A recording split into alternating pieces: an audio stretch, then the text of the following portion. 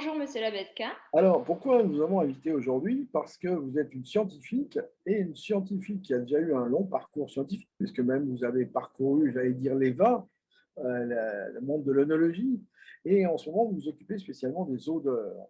Alors, pourquoi les odeurs? Parce que vous nous dites d'ailleurs d'emblée dans votre livre, qui est un très bon livre et que l'on recommande vraiment, qui s'appelle donc L'extraordinaire pouvoir de l'odorat et qui a paru aux éditions de Buck. Vous dites, on parle beaucoup du goût, d'ailleurs, Bria Savarin a été un des encyclopédies du goût, mais on ne parle pas beaucoup de l'odorat, alors que l'odorat est beaucoup plus important que le goût. Alors, on a vraiment tendance à confondre les deux. En fait, le goût, ça va vraiment être tout ce qui est sucré, salé, acide et amer et umami, qui va être perçu en fait par la langue et par les papilles gustatives. Et l'odorat, en fait, va être à la fois ce qu'on va percevoir par le nez. Donc ça, on a l'habitude de parler d'odeur. Mais un peu plus perturbant, en mettant des aliments dans notre bouche, on a aussi les odeurs qui sont captées toujours par l'organe olfactif, par la rétro-olfaction, en fait, donc qui remonte dans les fosses nasales. Donc c'est vrai que quand on consomme un aliment, tout ce qui va être fraises, citron, etc., ce sont aussi des odeurs. Vous dites donc qu'on devrait commencer par le sentir avant de le goûter. Oui, oui, oui, les informations olfactives sont assez intéressantes pour savoir de quoi il s'agit, quelle est la concentration. Alors, Effectivement. en lisant votre livre, qui est à plusieurs niveaux de lecture, hein, parce qu'il est très scientifique en même temps, on apprend par exemple qu'il n'y a que 5 centimètres carrés pratiquement d'organes d'olfaction. Oui, alors en fait, c'est vrai que ça paraît petit, mais on a vraiment une surface qui est démultipliée de par le nombre de récepteurs et des connexions qui se créent en fait entre les odeurs et les récepteurs aux odeurs, qui multiplient les biais d'information. Donc on a vraiment des interactions entre différentes odeurs et c'est notre cerveau qui nous permet de décoder et d'analyser tout ça. Alors, vous nous dites, donc, c'est au niveau du nez que l'on sent, bien sûr, et ensuite, ça se transmet au niveau cérébral, dans une zone d'ailleurs, la zone de l'olfaction, qui est très voisine de la zone des émotions. Et vous établissez presque des ponts entre les deux d'ailleurs. Oui, oui, oui, c'est vrai qu'en fait, le bulbe olfactif, donc c'est vraiment l'organe récepteur des odeurs, il va être extrêmement proche de l'amygdale. Et l'amygdale, c'est la partie qui est vraiment à l'origine de nos réactions, on va dire plutôt spontanées, émotives, qui peuvent être enregistrées dès le plus jeune âge et persister jusqu'à la fin de nos jours, en fait. C'est la raison pour laquelle les odeurs, parfois, sans trop savoir de quelle odeur il s'agit, on peut recevoir beaucoup d'émotions tout à coup juste en ouvrant un flacon de parfum ou en arrivant quelque part et on sent l'odeur qui va nous rappeler quelque chose et qui va vraiment réveiller une émotion au fond de nous. Ça, c'est vraiment dû au fait de la proximité entre l'organe récepteur des odeurs et l'amygdale qui, elle, est responsable des émotions. Mais il y a une double interaction, parce que vous nous dites, si on n'est pas très bien, ou vous citez vous-même votre cas d'ailleurs d'un test sur le vin que vous aviez fait à un moment où vous n'étiez pas très très bien, vous n'étiez pas en très bon accord, et c'est à ce moment-là, ce test sur le vin a été très négatif, alors que le même test que vous avez fait 2 ou 3 ans plus tard, dans de meilleures conditions, s'est révélé bien meilleur. Exactement. C'est vrai qu'en fait, c'est un mécanisme qui marche dans les deux sens. Donc, c'est vrai qu'une odeur peut susciter des émotions. Et à l'inverse, en fonction des émotions qu'on a le jour J, on va percevoir une odeur plus ou moins agréable, plus ou moins intense, et la reconnaître ou moins la reconnaître aussi en fonction de tout ça. Donc, les émotions, oui, la météo, la pression atmosphérique, beaucoup de paramètres. Pour ce qui est des émotions, on le voit beaucoup malheureusement chez les personnes qui auraient des désordres psychologiques momentanés. Euh, Quand ils perdent un petit peu cette compétence en détection d'odeur, ça peut être un premier signe de désordre psychologique chez quelqu'un. Alors, il y a une chose qui m'a surpris dans votre livre, c'est que vous dites qu'il y a 1000 milliards d'odeurs. Oui, en fait, ce sont vraiment les recherches d'Axel et Buck, en fait, qui nous ont permis de voir que ce système clé-serrure, en fait, dû à une odeur active, un récepteur, ça démultiplie les odeurs qui sont accessibles à nous. Donc, en fait, même si on part de connaissances plutôt étroites au début de notre vie, on va pouvoir tisser ces relations et décoder un nombre d'odeurs assez impressionnant. Alors, vous nous dites aussi, il y a finalement très peu de personnes qui ne sentent pas vraiment. Vous nous dites, on dit qu'il y a 10-12%, moi je dis plutôt qu'il y a 2% de personnes qui ont vraiment des troubles de l'odorat. Et vous nous dites, mais ça peut venir, ça vient de quoi en fait quand on a un trouble de l'odorat? Alors, il y a plusieurs raisons. Déjà, vous avez raison. Donc, une absence totale d'odorat, c'est beaucoup plus faible que 10, hein, c'est plutôt 2%. On parle de 10-12% pour ce qu'on appelle des hyposmies, donc des perceptions d'odeur diminuées par rapport à la moyenne. En termes de causes, il y en a vraiment plusieurs.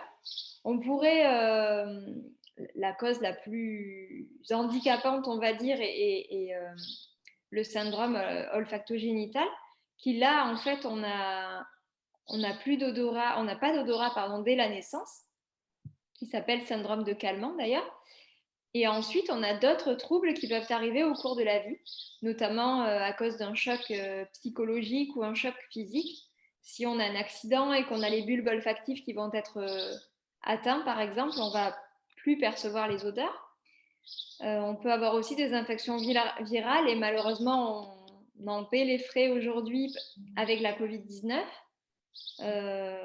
Ou tout simplement une inflammation qui fait qu'en fait, au niveau de la cavité nasale, on est engorgé et on ne peut plus avoir l'odeur qui remonte jusqu'au cerveau.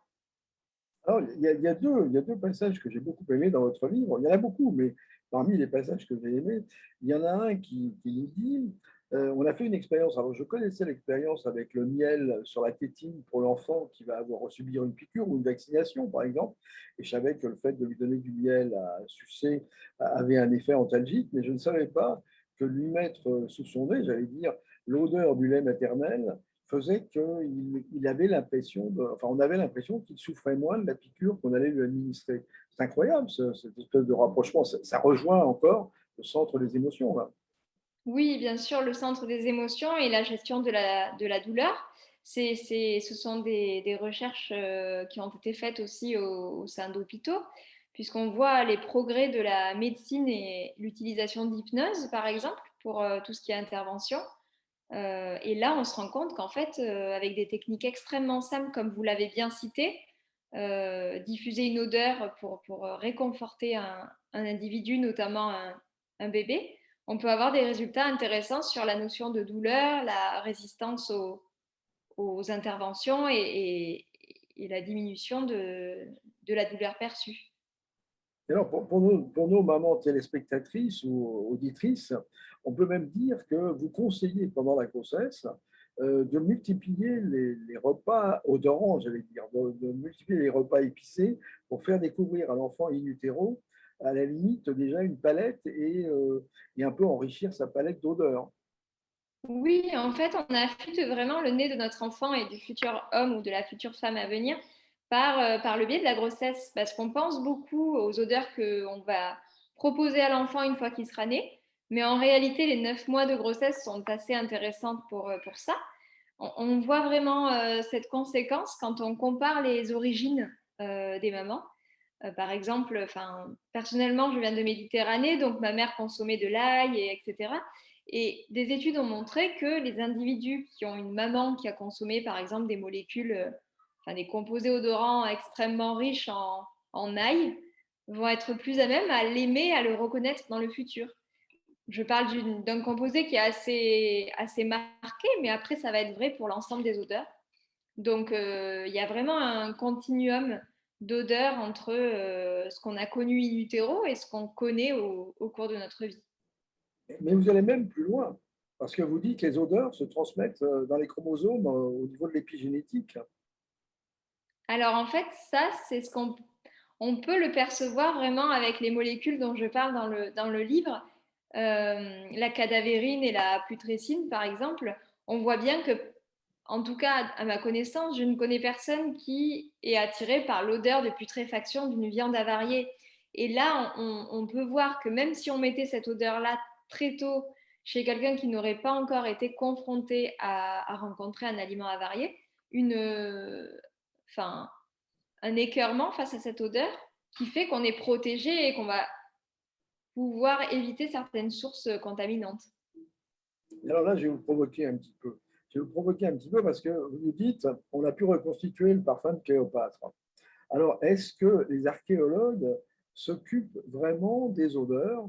Est-ce que c'est vrai qu'ils ont pu reconstituer le parfum de Cléopâtre? Et est-ce que ce serait un parfum que actuellement on pourrait reconnaître comme un parfum bénéfique? Est-ce que si on était un empereur romain, on serait attiré par Cléopâtre et son parfum? Alors, les archéologues ne sont pas forcément des nez, je vous l'accorde, mais là, en l'occurrence, c'était vraiment des recherches qui ont été faites en comparant des textes où on retrouve en fait des notions d'odeur qui étaient dans le fameux parfum de Cléopâtre, ou du moins à son époque, et qui retrouvent en fait ces composés-là sur le terrain. Et c'est intéressant de faire le parallèle avec cette époque qui est quand même bien derrière nous et de voir qu'en fait, on peut reconstituer un univers olfactif d'une époque passée. Et ça donne quoi si on respire le parfum de Cléopâtre à notre époque?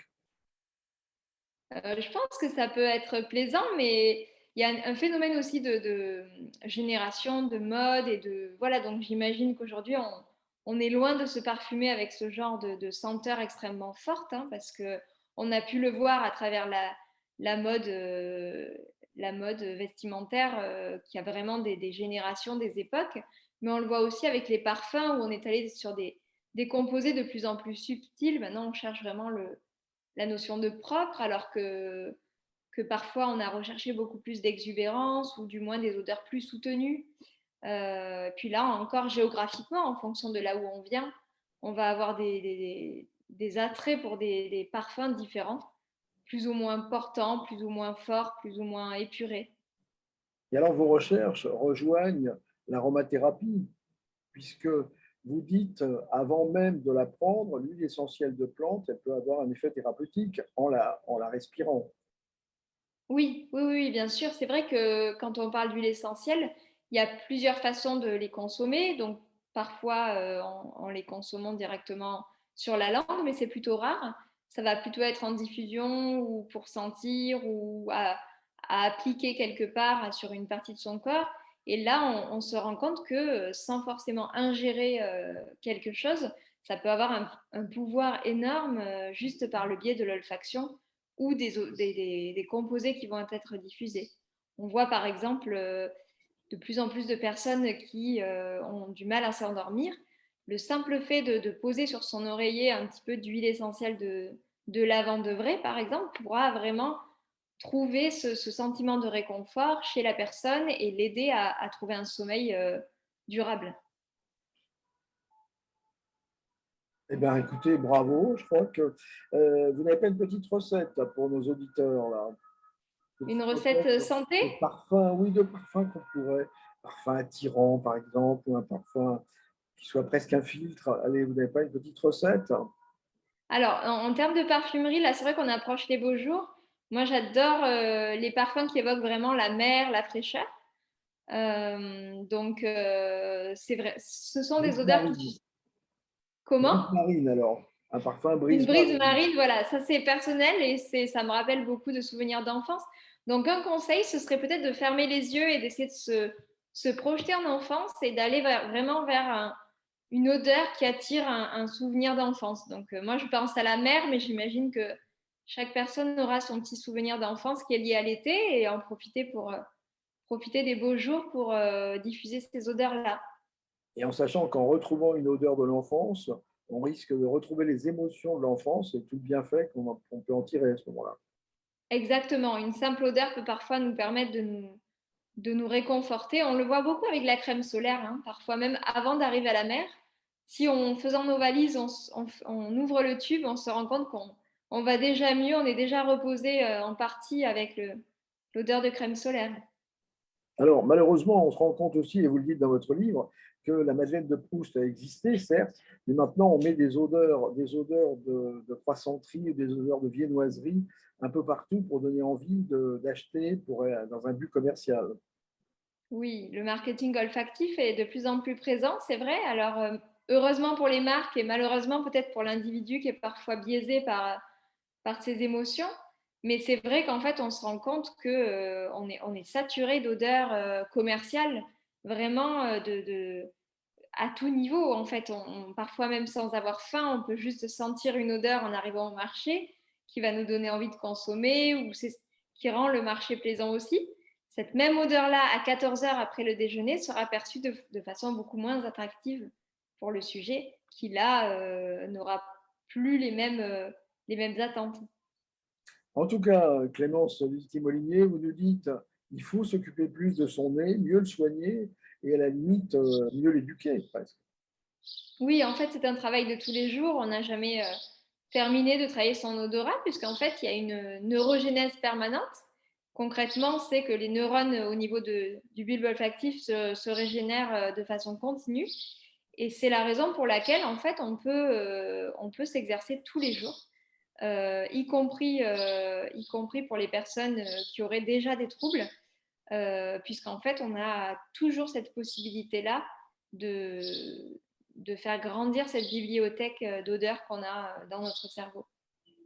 Et vous terminez par un encouragement en disant, contrairement à toutes les autres facultés, pratiquement, la vieillesse fait augmenter l'odorat plutôt que l'inverse.